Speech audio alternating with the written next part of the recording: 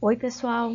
Vou gravar essa aula aqui, tá? Como substituição da parte 2 da aula de ontem à noite. Então, eu parei aqui com vocês, eu estava mostrando para vocês uma tabela, tá? A respeito das exigências nutricionais de vacas de corte, né? Então, para que a gente olhe as exigências nutricionais do animal, assim, de uma maneira geral, na forma de energia, quanto que de energia o animal precisa, né, para se manter, a gente tem que encarar dois fatos aqui muito importantes, né? Por isso que eles estão destacados aqui, um está em azul e um está em laranja, né? Então, o que é a primeira coisa? A gente tem que entender que logo após o parto, né, dessas vacas, considerando ali que se utiliza a estação de monta, vai também ter uma estação de parição, né? Então, vamos dizer que a estação de parição começou em setembro, então é uma vaca que pariu ali no início de setembro, né? O que a gente observa? Que os meses que posteriores a setembro, né, os 4 primeiros meses ali, a gente observa que existe uma grande demanda de energia no animal. Então, assim, a exigência do ponto de vista de energia, o que o animal vai precisar logo no início ali da lactação, porque ela vai estar sustentando, né, tá produzindo leite para poder criar um bezerro. Então, a gente tem ali, se a gente comparar, ó, mais ou menos em outubro, a gente tem o quê? A gente tem um animal precisando ali de um total de 16 unidades de energia. E aí, se a gente for desmembrar e entender o que faz parte dessa exigência, a gente começa a ver que a energia que o animal precisa ali para manutenção, né? Exigência nutricional ali de manutenção, 10,3.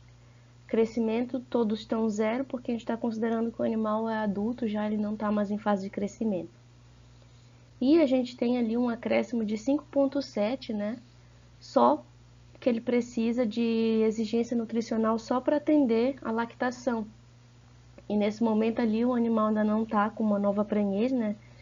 Ela está com bezerro ao pé. Então a gente tem assim, quanto maior, a gente tem que, quando a gente pensar nas exigências nutricionais, a gente tem que levar em consideração o que está acontecendo fisiologicamente com o animal. Se o animal está em lactação, se o animal já tem uma lactação e tem uma nova gestação, tudo isso a gente tem que botar na ponta do lápis, assim, entender, né, que quanto maior o número de atividade fisiológica que o animal vai estar tendo, pode ser também que maior precise de mais exigências nutricionais. E aqui em laranja, se a gente for pensar, por exemplo, já no mês de março, que é o mês ali, pariu em setembro e vai desmamar aqueles animais ali, ela vai amamentar o animal e em março já vai desmamar, o que a gente observa? Aí ela não está mais em lactação, né? Então, olha aqui como a exigência nutricional desse animal que já desmamou, quanto que ele caiu, né? Praticamente aqui, se a gente faz a comparação de outubro para março, a gente vê que praticamente reduziu quase a metade, né? Foi para 8,8. Isso por quê? Porque não está em lactação. A outra coisa que é legal observar, né, é que essa vaca, né, ela foi, vamos dizer que a gente submeteu ela a uma nova estação de monta ali, ela com o bezerro ao pé, amamentando, a gente submeteu ela em dezembro, uma nova prenhez. Aí ela, à medida que vai passando os meses, a gente começa a ver o quê? Que vai crescendo também a exigência nutricional para atender a gestação. E aqui olha como quando vai chegar ali no, vamos dizer, a próxima estação de parição, né, vai ser setembro. Vamos ver aqui o mês anterior, agosto, olha como vai ter aumentado aqui a demanda nutricional para atender a gestação, né?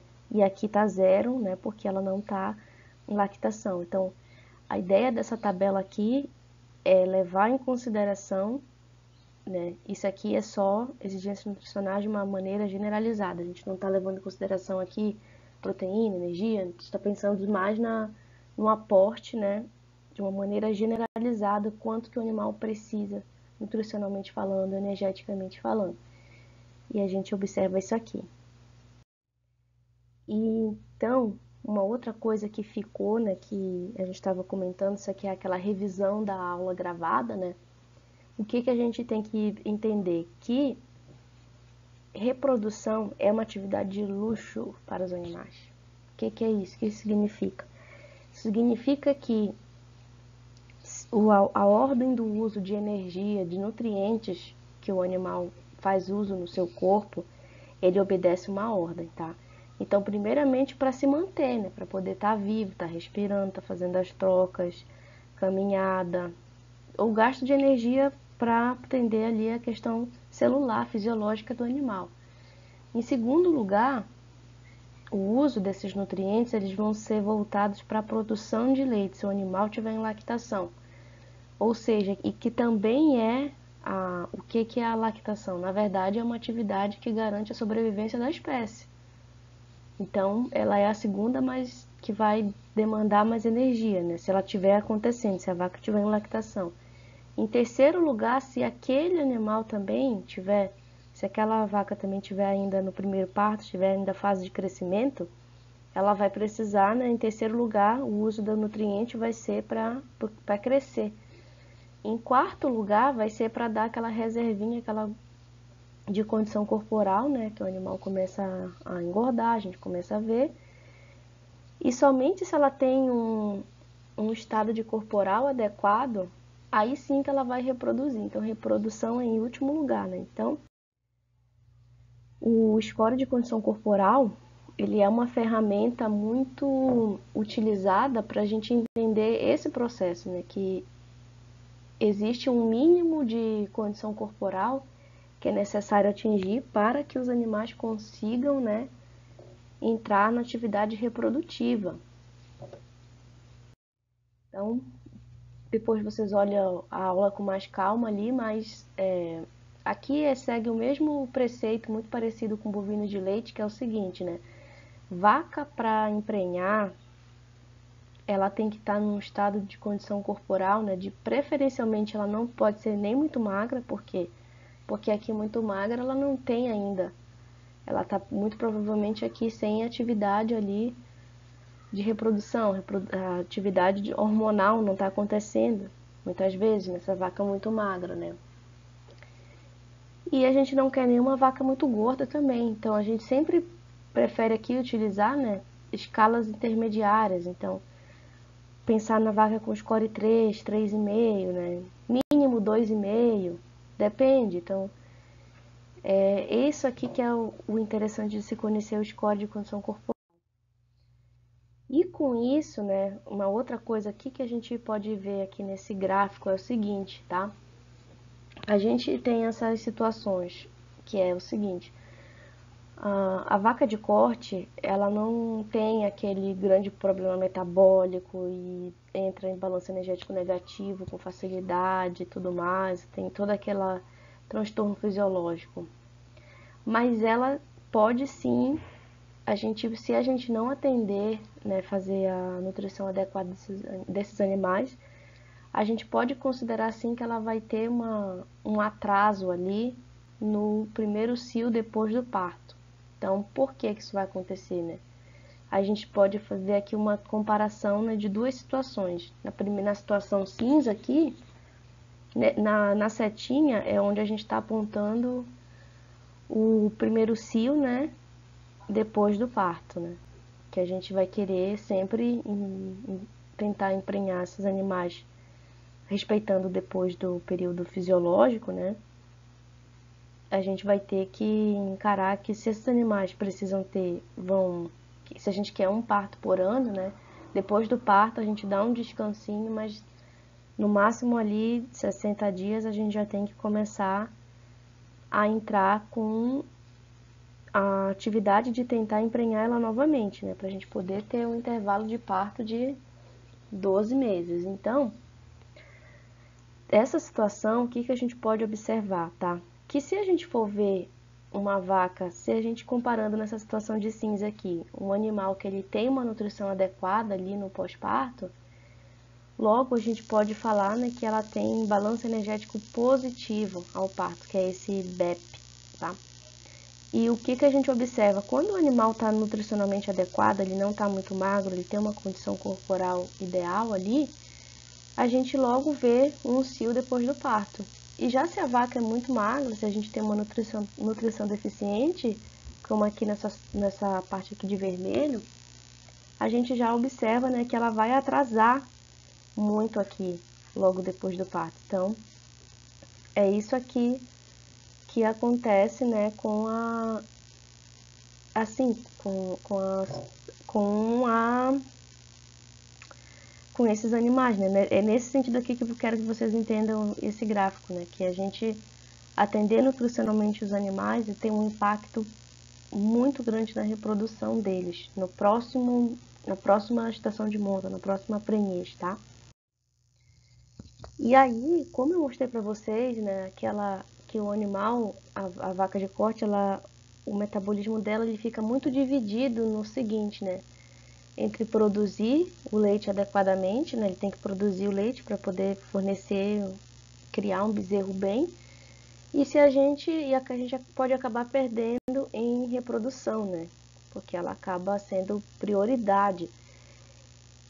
Então a gente tem sempre essa situação, né? Que como atividade de leite, o ato de dar o leite, né? De fazer a ordenha desses animais ali, acaba prejudicando a reprodução. A gente vai falar, né, agora de algumas estratégias para tentar amenizar esse efeito que o bezerro tem, que a lactação tem na reprodução dos animais, né?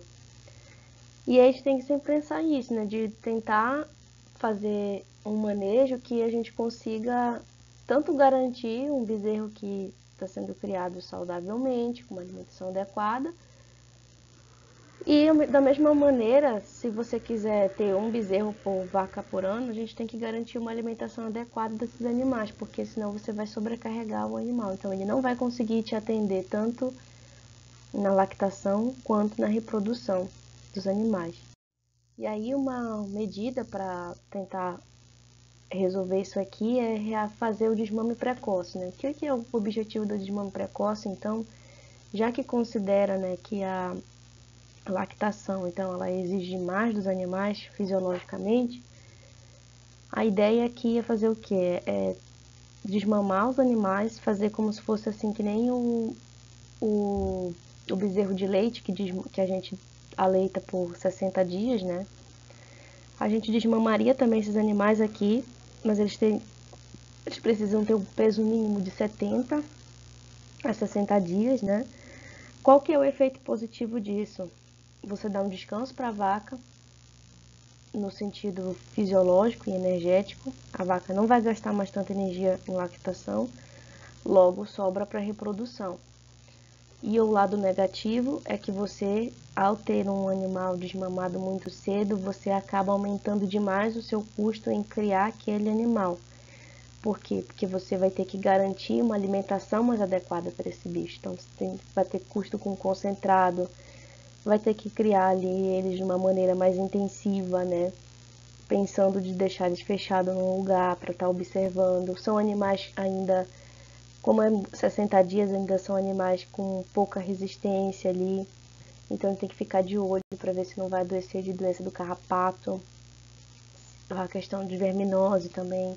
Então tudo isso, esse é o ponto negativo, né, do desmame precoce.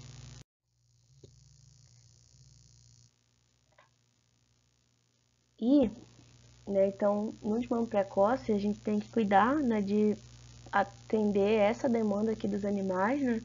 Então, que vai ser, você tem que garantir, né, se vai fazer desmame precoce, tem que garantir que esses animais com 60 dias, que eles já estejam com um bom consumo de concentrado. E também que eles consigam ali aos poucos irem também consumindo volumoso, de qualidade. E o que chama atenção é que quanto menor o bezerro, maior vai ser a exigência desses animais. Então, é uma faca de dois gumes o desmame precoce, né? Porque ao mesmo tempo que você tem um efeito positivo, pode ter um efeito positivo para a reprodução, você também pode ter um aumento do custo muito grande para criar esses animais, né? Então, muitas vezes não é inviável. Então uma alternativa, já que esse não é tão viável todas as vezes, né? Uma outra alternativa para dar um descanso ali para a vaca e tentar fazer ela emprenhar é tentar fazer o desmame temporário ou aleitamento interrompido. Então, o que vai ser isso? É uma maneira que se tem de faz assim pelo próprio nome, né, temporário. Você vai separar o bezerro da vaca por uns dias ali, um tempo variável de 2 a 13 dias, para ver se aquilo ali já vai ser suficiente para a vaca descansar fisiologicamente da lactação e assim entrar em cio, e aí sim conseguir ser inseminada ou conseguir ser submetida à monta natural, tá? E o interessante aqui, né, é fazer essa separação do bezerro, né? Ou então pode tentar também fazer utilizar a tabuleta, né? Que é esse uso da tabuleta? Ele tem um efeito benéfico na fertilidade, porque o que acontece? O bezerro ele continua ali no pé da mãe, né? Só que ele utilizando essa, também foi chamada de focinheira aí, talvez para a região de vocês, como foi falado na aula, ela também vai fazer o quê? Vai fazer com que o animal não consiga amamentar, né? Então, nem sempre dá certo, mas a intenção é isso aqui, né? Tem até esses espinhos, então tem umas que tem esses espinhos que o bezerro vai tentar mamar, aí isso espeta ali no teto da vaca e ela não deixa, né? Ele tirar o leite. Então, isso aqui é uma das alternativas que pode temporariamente fazer com que o animal melhore a fertilidade e a gente consiga emprenhar essa vaca. Outros tipos de desmame intermediário. Então, o desmame intermediário de 5 a 6 meses, né, vai desmamar esses animais ali e também tem um efeito positivo para a próxima estação de monta, na forma que, a partir do momento que você diminui ali a questão da exigência da lactação, né, você começa a sobrar mais energia, então ela acaba ganhando mais condição corporal. E também tem um efeito positivo que os animais acabam se desenvolvendo em ruminantes mais cedo, né? Antes do inverno. Outros animais, né? Outra coisa que a gente tem ali os extremos, né? A gente tem ali eu falei para vocês da situação que desmama muito cedo, que nem sempre é interessante, porque vai ter um custo muito elevado, né? Mas a gente tem também, se a gente desmama muito tarde, a gente tem que ver se não está existindo ali uma piora na eficiência ali da conversão alimentar. E como é que a gente pode entender isso? É que na verdade o bezerro já está tão grande que ele já está competindo pelo alimento com a vaca, né? E aí aqui ele vai. Por que é mais fica ineficiente? Porque pensa só, o nutriente que o bezerro vai utilizar para suprir a energia dele, né, para suprir a demanda dele de mantença e engorda, né, ele vai vir do leite da mãe. Para a vaca dar esse leite ali, ela vai se alimentar, vai comer, né, aí vai ter as perdas por calor, por respiração, enquanto que ele poderia estar tirando esse nutriente diretamente da pastagem ali, dos alimentos, né? Então, por isso que a gente fala de que perde a eficiência, né? Porque você vai ter aqui dois gastos no sentido metabólico, né? O gasto da vaca, ingerir e perder parte desses alimentos para poder gerar o leite, né? E o bezerro só vai receber parte disso, sendo que ele já poderia estar recebendo direto sendo já um ruminante, né? Evitando essa perda de nutrientes. Outro tipo de desmame, né, que vai oposto ao desmame precoce é desmamar o bezerro de forma tardia ali com 10 meses de idade, então tem a questão que vai sobrecarregar a vaca, né? Nutricionalmente falando, os animais vão ficar 10 meses em lactação, né? Porém, o que a gente observa, né? Que em alguns casos, né, os bezerros saem tão já prontos, assim, no sentido de eles já estão tão bem encaminhados, ganharam tanto peso, né, que eles já podem sair do desmame direto para o confinamento, né? Então, Mas geralmente esse ganho no bezerro ele não compensa a perda produtiva que vai existir na fisiologia para a vaca. Aí a gente já vou começar aqui falando da introdução da aula 5, né, que foi que a gente perdeu na gravação passada. Retomando aqui para vocês, né, ciclos da fase da criação de gado de corte, né, cria, nós falamos na última aula muito sobre a cria, sobre a matriz, que é a vaca. O que a gente tem na fase de cria? É a matriz e o bezerro, né, na recria a gente vai ter, começa do desmame, né, e vai até ali a fase em que os animais aproximadamente vão atingir puberdade, mais ou menos, até os 350 quilos, depende muito do sistema, né? E no final é engordo.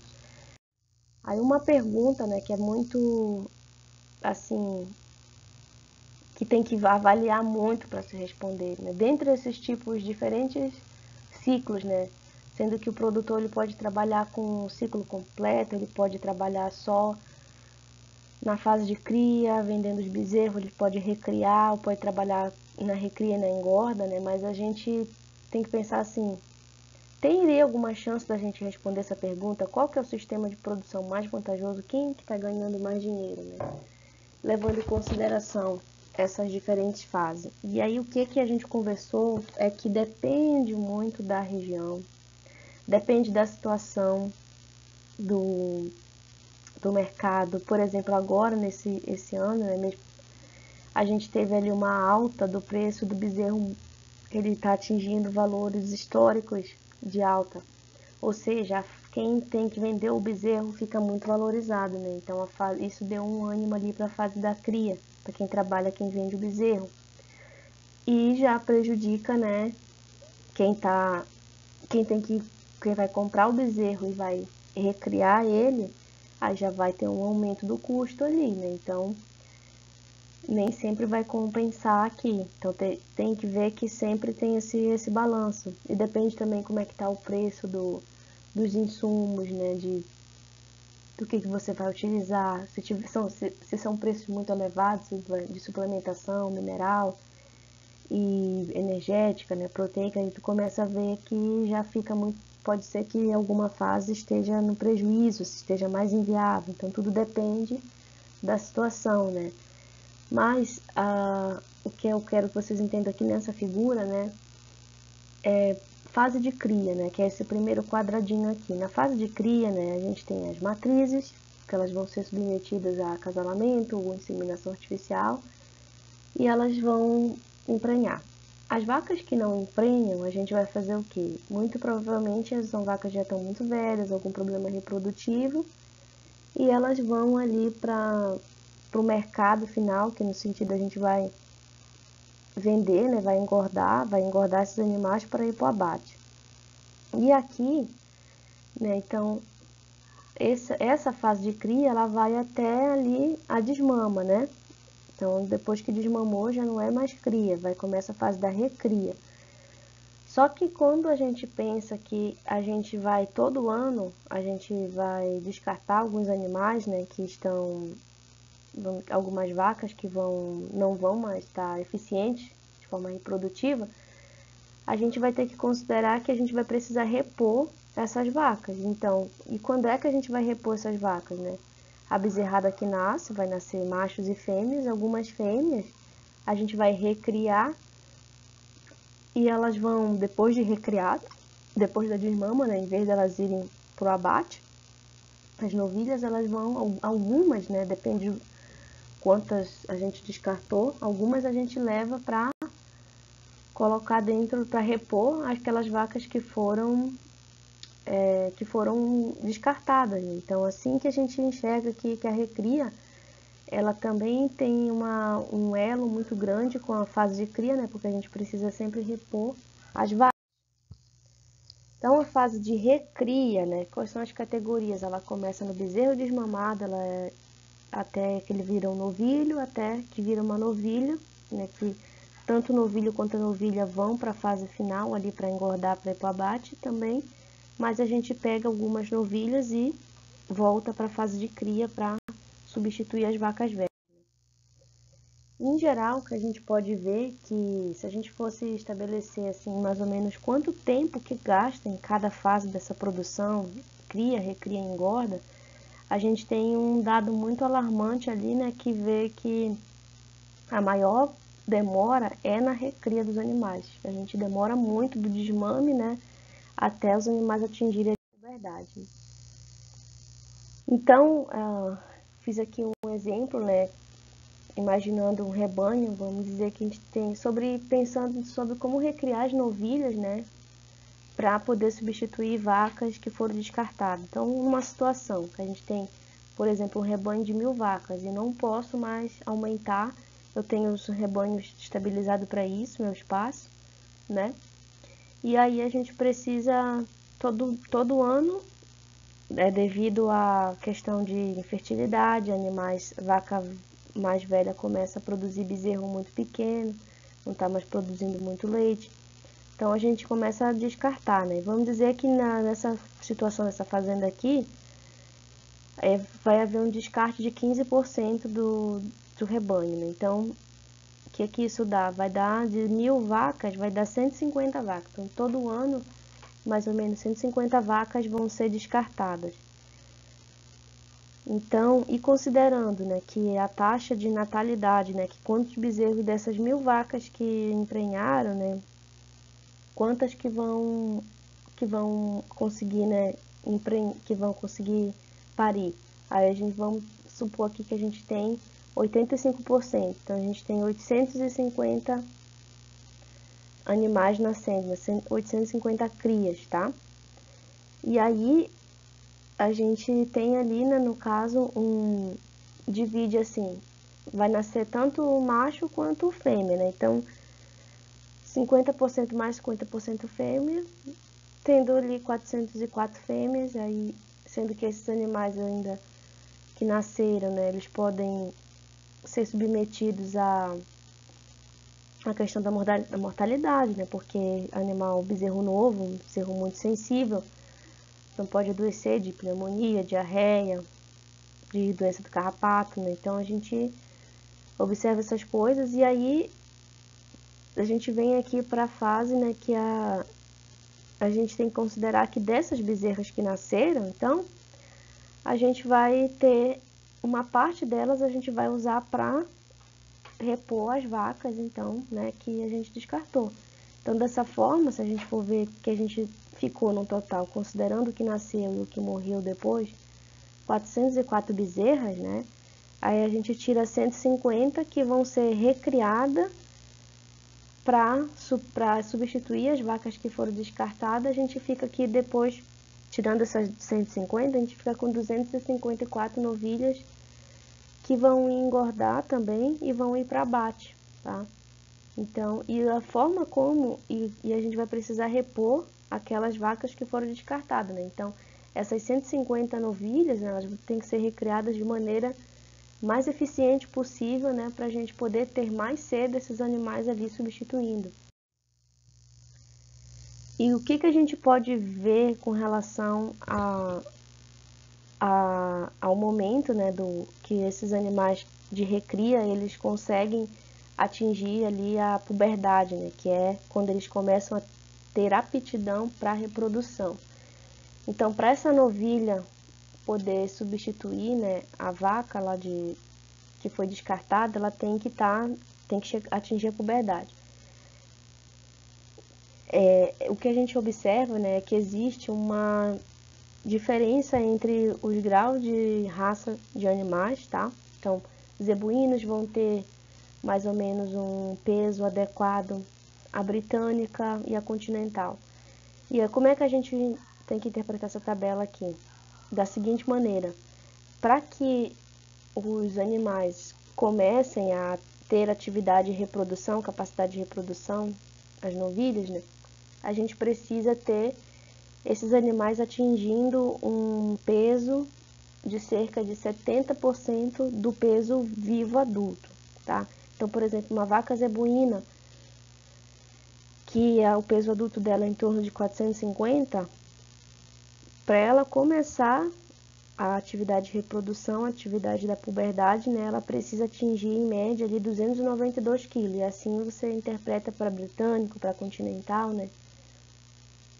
E aí, se a gente for estimar quanto tempo a gente vai precisar recriar esses animais para que eles atinjam o peso da puberdade, né? O que a gente pode interpretar aqui, né? Que dependendo do quanto que você propõe de ganho médio diário para os animais, ou seja, né?